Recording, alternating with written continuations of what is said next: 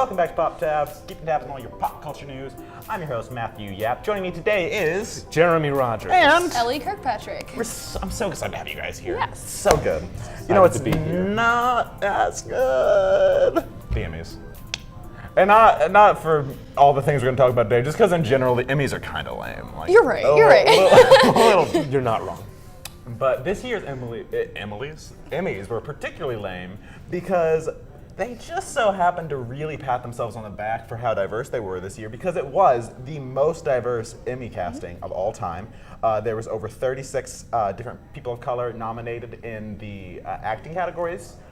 But when it came to the actual wins, people criticized them because only 2, 3, if we're counting Darren Criss, who is Euro-Asian, Right. but he's white. So really just 2 people of color actually won in the acting category. So what are your guys' thoughts on this? I think it's interesting. From the get-go, they were very, very clear about what they were trying to express. You know, Yeah. the opening number, the musical number, was very, I would say, cringy, in the sense of like, how can we express to everyone here just how great we are at not being racist? You know, Right. which has its place, a little bit of comedy, a little bit of parody, but at the same time, like, can we maybe, you know, A whole song. yeah, Like a whole choreographed it just song. kept going. People kept showing up. And it wasn't just the song, it was throughout the entire night. It was, and I'd just like to come out here and congratulate us for how well we've done in being diverse. Yeah. They even made the joke, like Andy Samberg came on stage and they're like, "Ah, you're a straight white man, get off," and that was like weird. Like, Which, you know, like, that also really helps racism, you know? Like, let's just, we do say this as 3 white people, so we have a bit of a different opinion on it. Exactly, for sure. And I think that's a valid thing to point out. But at the same time, you know, I was uncomfortable too. You know? Yeah, I think Yeah. everyone was a little Yeah. uncomfortable. I mean, I think a big part of it, one of the things that's been going on with the Emmys lately is that they have had the lowest viewer count that they've ever had before. And they're trying to figure out ways to get more people watching. Yeah. You know what gets people to stop watching? Racism. I mean, Also yes. musical numbers. Also Duh. musical numbers. Yeah. It felt very much like a middle school play where like the parents were like, yes, they're doing so well, but everyone else is like, is this really what they've been practicing this whole time? You know? Like, It also wasn't a good musical No, number. it I really wasn't. do picture, like you said, very middle school, like all these celebrities showed up at 4 p.m. that day. and they were like, crap, we need to They have X's on the floor. They're like, Andy, that's you. yeah, they blocked that thing. You RuPaul, know they that's did. you for some reason. Oh, yeah. What a time. So, like we said, only 2 people won, and so a lot of people criticized people for that. Do you think that does it still count as diverse if people of color aren't winning? Even if they were nominated, are they still able to call themselves diverse in that case? I think it's interesting that we are in a point in time that we have to measure diversity, which, you know, that's a Okay, whole yeah. other argument. But at the same time, I think my opinion is, without being an actor, of course, or an actress, I suppose. Right. Hopefully the Emmys is based about merit. You know what I mean? Like if you as an actor or an actress or as a show, things like that, did a great job, then you should win, you know? And so I think sometimes it's unfortunate if shows themselves are cast in a very whitewashed way, which automatically puts at a disadvantage for people to win who are people of color, things like that. So I think it's a fine line between we are living in a very political climate. How can we, a politically polarized climate, you know, how can we fix that? As well as saying all right, but now this isn't a free-for-all of how many trophies can we give to people who are of color, you know? Right, so right. I think there's a fine line there. But I mean, also at the same token, I mean, you can say, yeah, we have people from all walks of life who are allowed to be in our award ceremony, but only the white people get to actually have the awards. We had that whole thing here in the US, you know, where people were allowed to eat in the same restaurant, but only one group of people was allowed to actually go through the front door and at the, order at the counter. So I mean, sure, great. He's referring to segregation. Just in case that wasn't clear. If it was a weird allegory for you. Sorry. But yeah, I mean, sure, let's pat ourselves on the back. Everyone's in the restaurant. Now let's focus on getting everyone the food. See, Well, I really wouldn't have had a problem with the winners if it hadn't have been for the whole night they just over and over Right. and over again were like, we are so diverse and we nominated so many black people. Because then it really did feel like they were like, okay, well, we knew we wanted this white guy to win, but we surrounded him by black nominees to make it like cool. Yeah. And on the merit thing, like, yes, I do think it really should, when it comes to like who wins what, it should be a Yeah. meritocracy. I don't think we live in a meritocracy. I don't think anyone does. Yeah. I really do feel like, especially in Hollywood, it's all like who you know.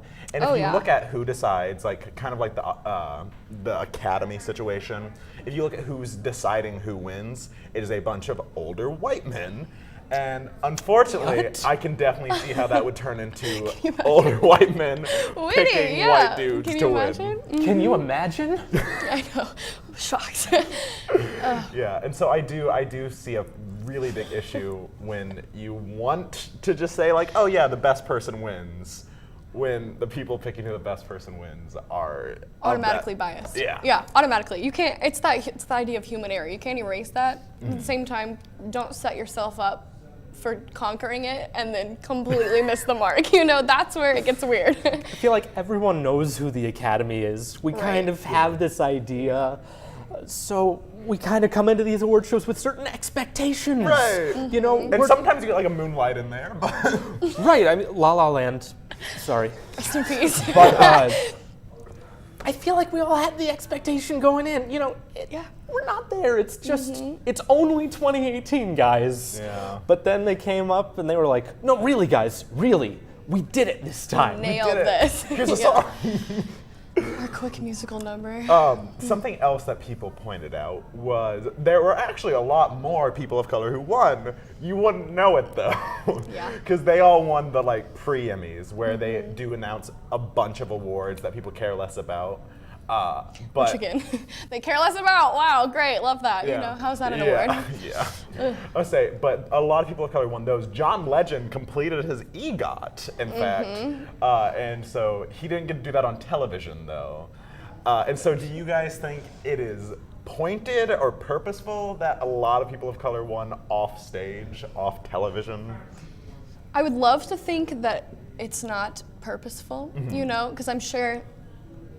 Again, I'm not going to say it would be hard to believe, Right. but it would be very unfortunate if it was like, you know what we're going to do? We're going to take these people and they're not even going to be televised. They're going to win, but like Yeah. no one's going to watch, you know? Right. That'd be super unfortunate, but at the same time, like the math is there, you know, for that to line up, which is The one that really does get me is John Legend. Because like when someone is completing their EGOT, especially someone at the fame level of John Legend, you'd think they'd put that on it's TV. John Legend, yeah. Like I think it goes back to them having the numbers, their viewership down. I think what they think is important, I think for them, they think that nominating people is enough. Right. Yeah. And so it doesn't Yeah. matter. And they think, oh, people only want to see the biggest awards, the ones that they think people care the most about. So Yeah. they put those on TV and they go, oh, look, we actually did the nominating. We did it. Really.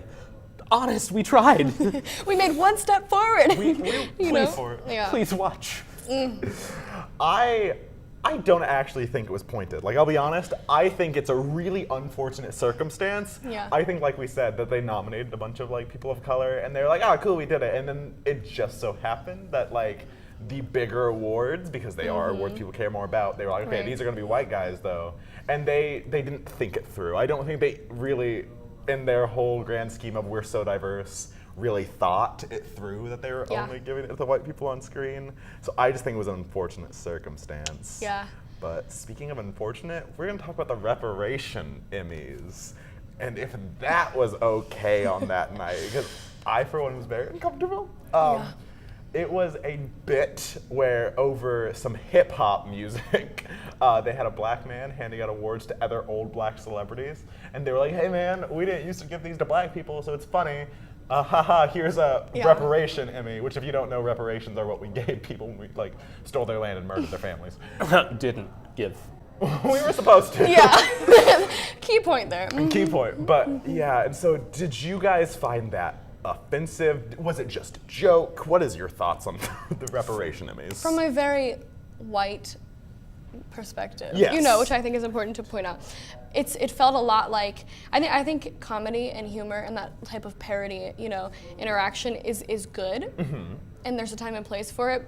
But at the same time, it's like, can we take this maybe a little more seriously in some instances, especially when they're being aired, or it's like it's an important political time, as we know it is, you know what I mean? So it's like comedy and humor are a great way to express like absolutely those difficult subjects. And at the same time I was like, can we maybe like not do another song and dance around the important issue? Literally, song and dance around the important issue, you know? Yeah. Right, like maybe we could, instead of doing a joke segment about this, we could have an actual real dialogue about how this, you know, these people have done great work and that they haven't been recognized. And you could see part of that in the script that they had. Like, you know, they were actually giving people real compliments and actually acknowledging, hey, you did some great work, you deserve to be recognized, but maybe don't make a joke about having to steal your Emmy from Bill Cosby. Yeah. Because that is how the bit ended. They were like, where did you get all these Emmys? And he was like, I stole it, and I stole it from Bill Cosby, and of all people.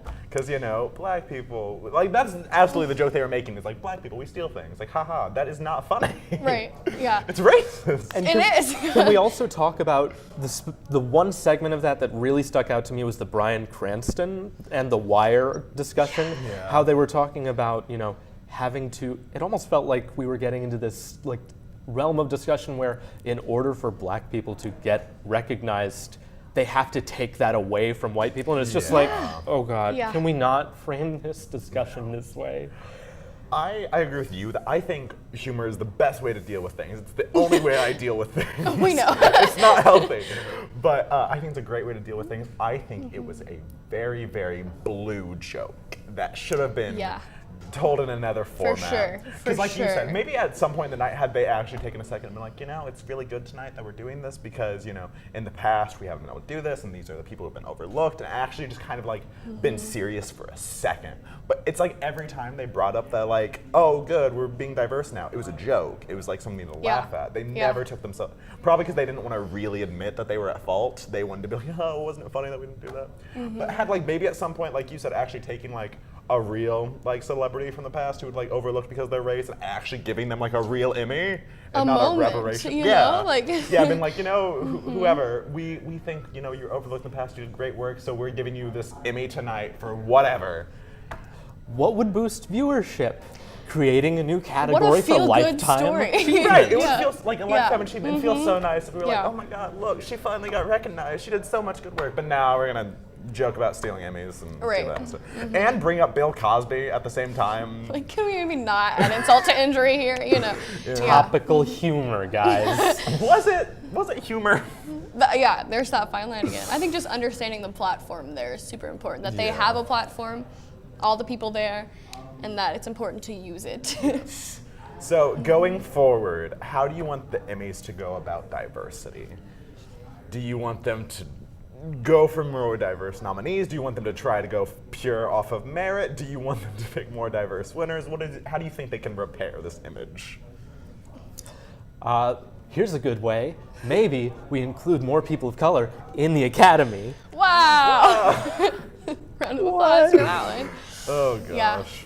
Yeah, and I think again, even if this scenario of the number of people and the number of people presented before and after was repeated, you know, in years ahead, just making sure that it's not the butt of a joke, you know. Yeah. Maybe in all honesty, 100% honesty, this is how it was stacked out to be, you know. Like, this is how many people got awarded things and this is how it happened, you know. But let's not turn that on its head and turn that into a bigger thing than it needs to be because you think it's funny, you know. Like, that's a goal. The only thing I want is for them to continue to, within the Academy, genuinely try to like shoot for more diverse nominees.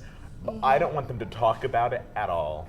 I want it to be a completely internal thing, and I just want it to happen and us to not have to do a musical number. Organic. Yeah. No need to pat yourselves on the back for doing the bare minimum, guys. That's what it is. I mean, I feel like people will understand. Like, anyone who saw Game of Thrones beat out The Handmaid's Tale knows they make mistakes. They do make mistakes. You know who else made a mistake, though?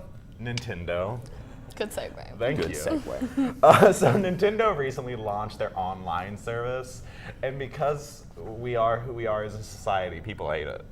Yeah. Because people love to hate things. but there is actually some justification for it. So you can get their service for just $20 a year. For a whole year, just $20. But there's a lot of complaints that even though it's cheaper, people still want it to have all the same features that other services had. And the biggest one is their cloud storage system. Because unlike a lot of ones who you kind of keep stuff stored for about 6 months after your thing ends, the second your subscription's up, it's just cut. It's gone. You've lost everything.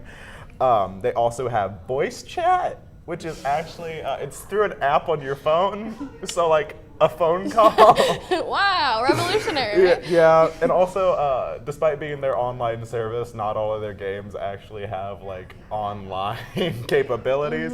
Splatoon 2 is the biggest one people complained about because that's a game that's very made for online service, but you can't use it on the online service for some reason. Because otherwise people will cheat. Oh.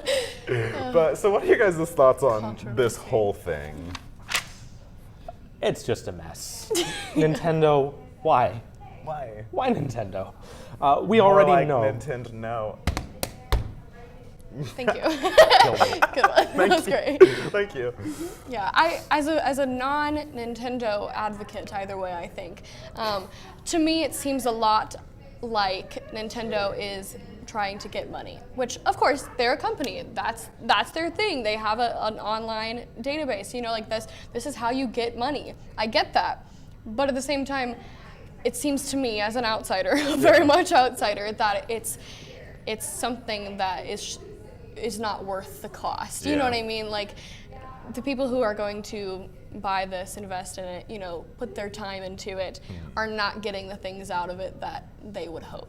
Yeah.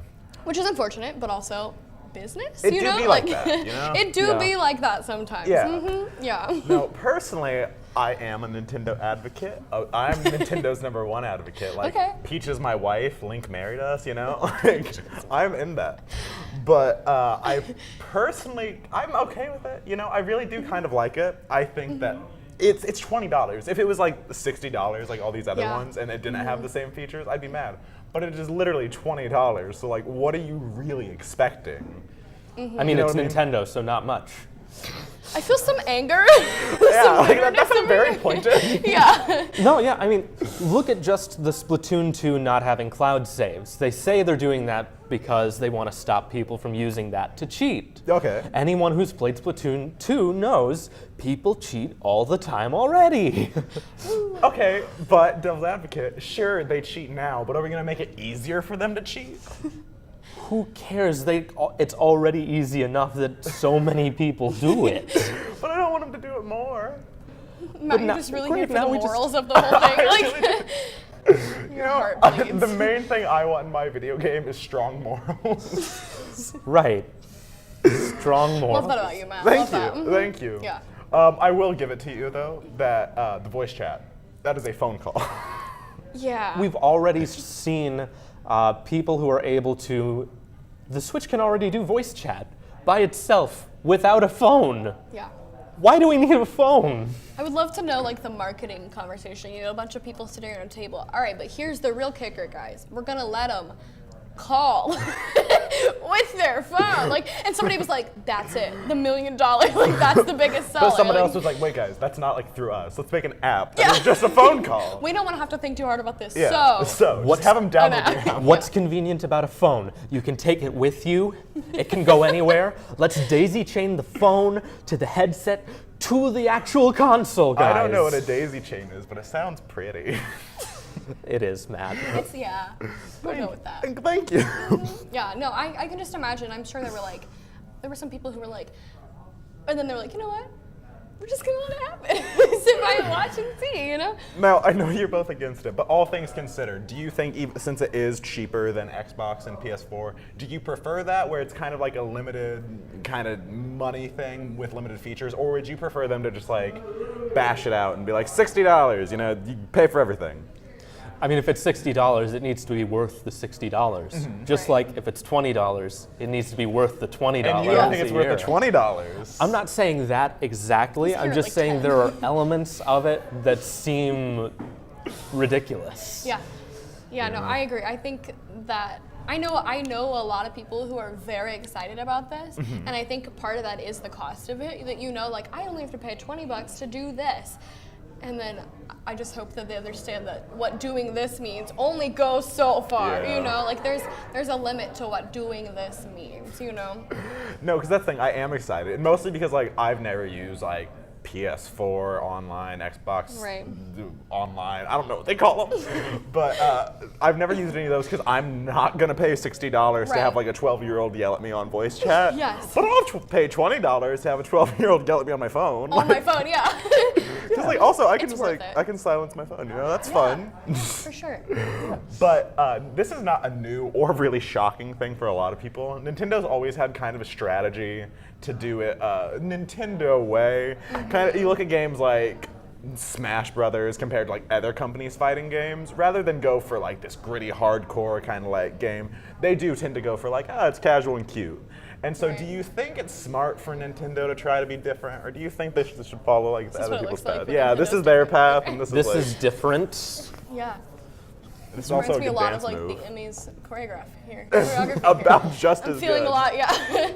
Yeah, I Next don't know. year, I Matt. think, you guys, next year for sure. Byte. We're going back to that. Byte was robbed from the Emmys. I'm just saying. Oh man, no. But Nintendo, should they follow the path of other gaming companies? I admire creativity and artistic interpretation, and like those are all great things, especially for a company that has enough of a following and enough of a ground base, of people who will support them no matter what they do. I think it's risky, but it's also, you're a company, you're allowed to do that, but at the same time, just maybe have a little more thought into what exactly your buyers are getting at the end You of don't the day. have to be different. Yeah. Don't be different at the risk of almost insulting your fan base. Like that's a strong argument. Yeah. But, I mean, Nintendo they saved the gaming industry.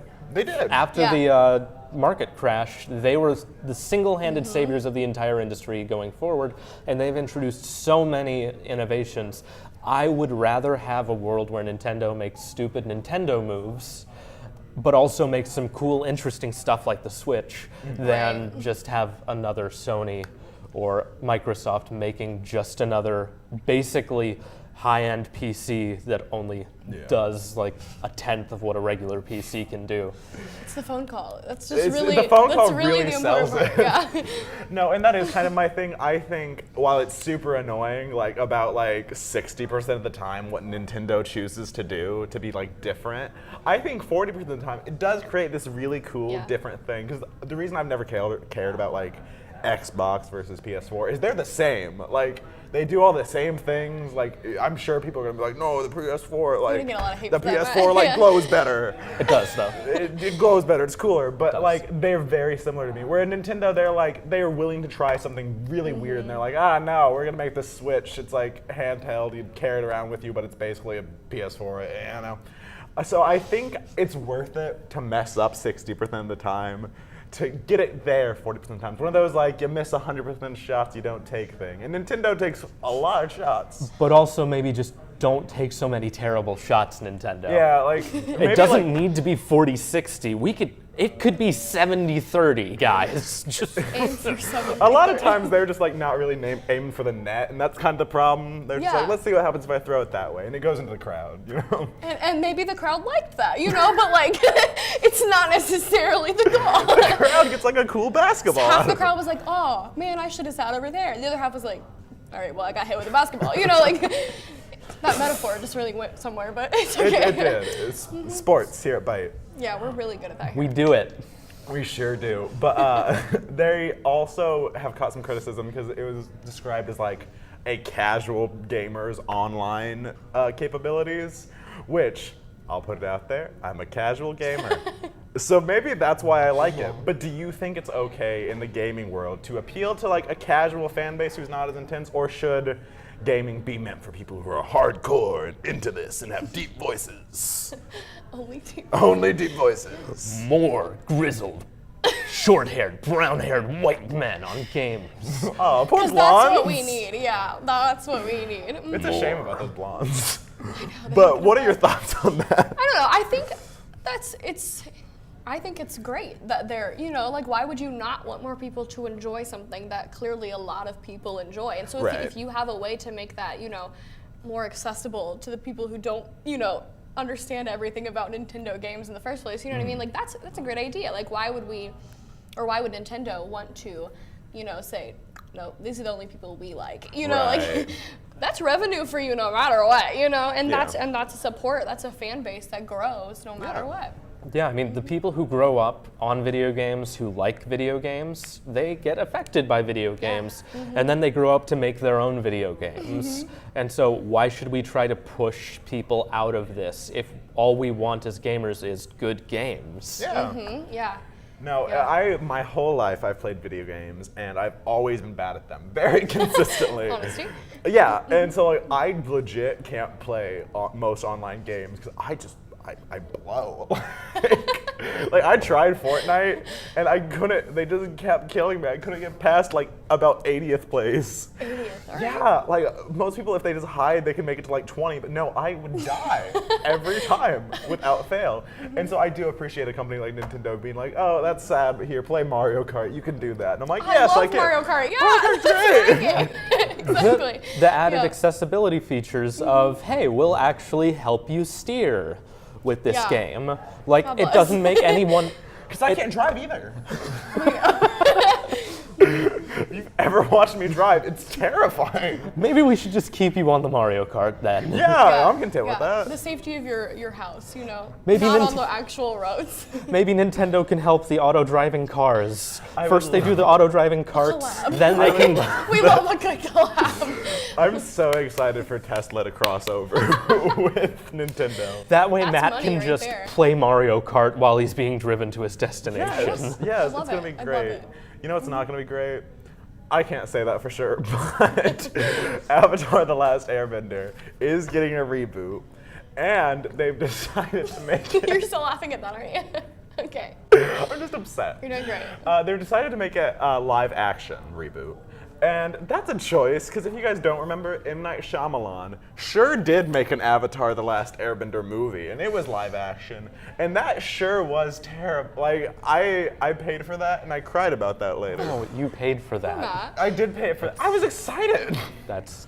Oh, Yeah. We feel for you. So, I'm sorry. this one's going to be a little different. The original creators are coming, and rather than a movie, it's going to be a Netflix series, and they also have the original people who did the sound, so a little different, a little more creative control from the original vision. So what are your guys' thoughts on this?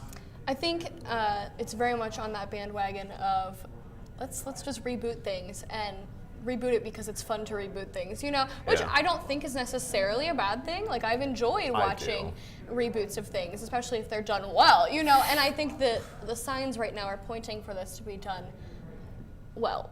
Well-being. Do you? Well-being the operative word there. You know, like that could go either way. But I think having that you mentioned having, you know, the original.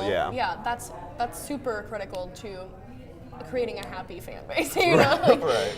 I am so excited. I honestly cannot wait to see what this is. Now, we haven't seen anything beyond one bit of concept art for the show at this point, but until we see actual trailer footage, I'm excited. You're holding out hope. Yeah, absolutely. I was excited for the M. Night movie until I saw the first trailer, and I was just like, I was a kid, I didn't watch the trailer, I didn't know. Oh no, Matt. I just thought it was fun. That's so sad. it was fun until then, Matt. But I mean, this is just an opportunity for us to get more interesting Avatar. Even if M. Night Shyamalan made a sequel to The Last Airbender, the second to Last Airbender, if you will, that still doesn't make the original show worse. Yeah. It just makes M. Night worse. Yeah. So this new Netflix show, it's not going to make the original show different. It's still going to be there. It's still going to sell for $80 for the entire series at FYE. Yeah. So nothing's going to change. All we can get is maybe a new interesting idea. And like, I agree with you, and you're very right that I should think about the fact that it's not going to take away from the thing, but it hurts my feelings.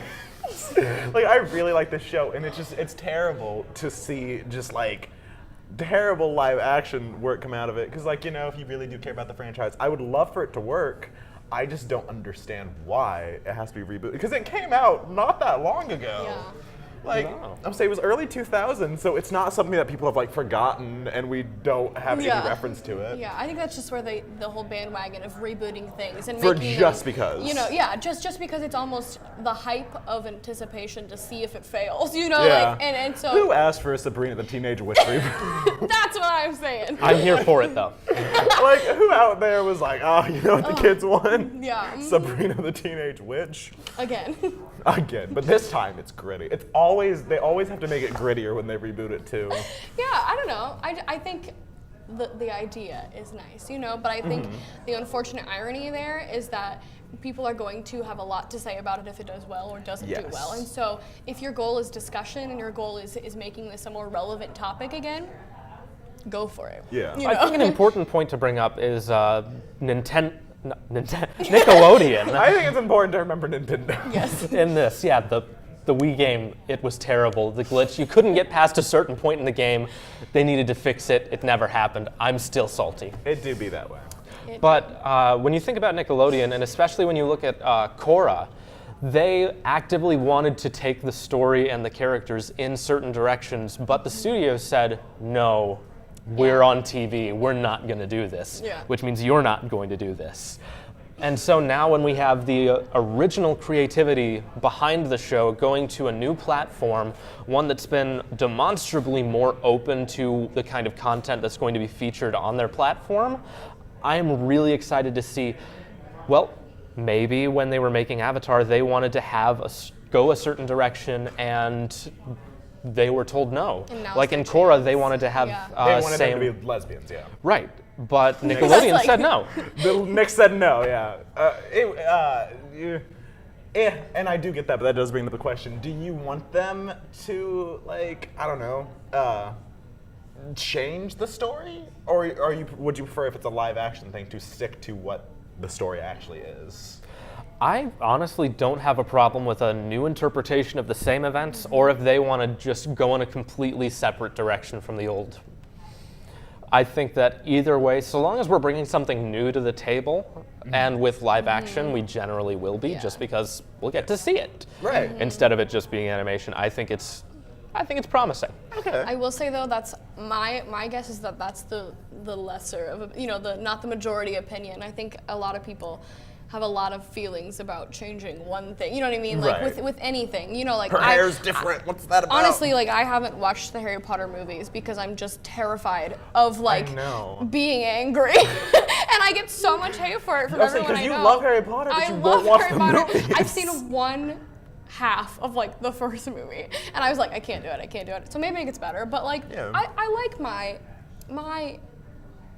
mental image of what's there, you know, and I think a lot of people with a lot of different types of things feel that way. So I like your openness, but I feel like it's almost not the majority opinion, you know? Yeah. See, I agree, because I'm very torn, because one half of me is like, it's perfect, why you gotta mess with it? Like, don't ruin it. But then the other half of me is like, if you're gonna do it, at least don't make me rewatch the same show. Right, yeah. Like, do something different, I guess. But no, I think more of me is like, please don't ruin the show. It was so good and perfect the first time. You don't need the lesbians, just let them be. Don't need the lesbians. Oh, man. Please don't quote me on that. Yeah, don't take that out of context, please. Yeah, that's also a message to the Emmys. It's okay, just let everyone be. You don't need them. I'm telling you, we've just gone full circle here. It's whatever. We really have. But so something that got brought up is there's this weird kind of stigma of animation where like Disney movies do it a lot lately, where for kind of no reason they're like, okay, we're gonna do live action instead. And so what do you think that is about? Do you think we see animation as like worse than live action, or what? It's about the money. Yeah. Animation, especially if we're talking hand-drawn Avatar animation, that costs a lot of money to make someone in Korea do that. To make somebody Korea. That's where a lot of animation happens, You're let's be right. real. But doing live action, just Well, editing so does in. CGI, and that show's gonna take a lot of CGI. Fair enough. But I think it's just that matter. I think that's the main motivation behind it. Yeah. Yeah, I think specifically for Disney, a lot of that comes from like the nostalgia. You know what I mean? And so like you watch like the grainy Snow White, you know, and, like the audio is slightly distorted, and you're like, oh, this is childhood. And then, but like to imagine that redesigned is almost exciting because you get to see like those childhood feelings come back to life almost in a new way. And so I do like that. Like I've enjoyed, being excited about live action things, because I think there's a lot there that has potential to take people back to a nostalgic childhood time, which I loved my childhood. So, let's Disney, nothing But wrong with also, that. at the same time, let's take the Cinderella remake for, just because we can. Let's not go back to the time in our childhood when we couldn't critically decide what was good and what was bad media, because it seems like that's what Disney was going for with that one. Yeah, there's a lot of undertones. Don't worry about it. Be nostalgic. Childhood, come on, there's like 7, You like auto-tune, right? We do. Emma Watson doesn't have to sing. Okay, I liked Beauty and the Beast. I'm gonna be super real. The I live think I'm action biased one. just because I love Emma Watson. You know what I mean? That was very much. I was like, oh I was my like, god, yes. Hermione's doing so good. She's branching out, But no, I think for me, I think of the reason they do it is because like it's unfortunate, but like a lot of adults are like, I won't watch a cartoon, but they'll watch the same story as like yeah. the exact same story, but now it's live action. They're like, oh, it's cooler. I'm such a man now. I can still drive my truck. Oh no. Like, yeah, I think people have this weird kind of that you're either like it's childish because it's a cartoon, or if you want to call it anime, now you're a weeb, which like that's valid. That's a different topic here. Anime is probably fine. Probably. Probably. We have a whole podcast at Byte dedicated to anime, so I'm like, I apologize. That's a shameless plug there. Matt, Yeah. get with the Animation. times. It was a shameless plug, Ellie. Go listen to it. I'm not on it. This one's better. Wow. Okay. But what are your thoughts on any of that or anything else we talked about today? I don't know. I think there's a theme to all of these things today, and that's all about change and diversity, and You can't just list the topics and say but I'm saying Anything we have to say, Matt. Okay, all of the words we talked about are important, but change and diversity. I think it's interesting that, like I've said, right now, where we are politically, where we are as a society, there's a lot of change. And there's a lot of, are we for this change and against this change? And there's a lot to unpack there. That's actually a very good point. Thank you, Matt. I think across all of our topics today, we have seen it's really important who's in charge and that they are competent and capable. Listen up, kids. So whether Listen it's up. the Academy deciding who gets the awards, or whether it's the original creators of Avatar choosing, what goes into the new show, or Nintendo choosing to make Nintendo moves, it's about who's in charge of things. Valid. Which again, that political undertone. I'm not trying to make this political. You're but totally trying to make it political, and I respect it wildly. We are going to impeach Matt. Yes. God. Starting next time, I will be your host. Listen, I think I'm never going to watch the Emmys again. I am going to buy the Nintendo thing, and I'm not at all going to watch the Avatar series, but I do need to shave my chest really bad. But that has been Pop Tabs. I've been your host, Matthew Yapp. Thank you guys for joining me. Thank you for having us. We'll see you next time. Phil, are we done? He's like, please God. Thank you, I want Matt. us to stop intensely. I just want this to be over.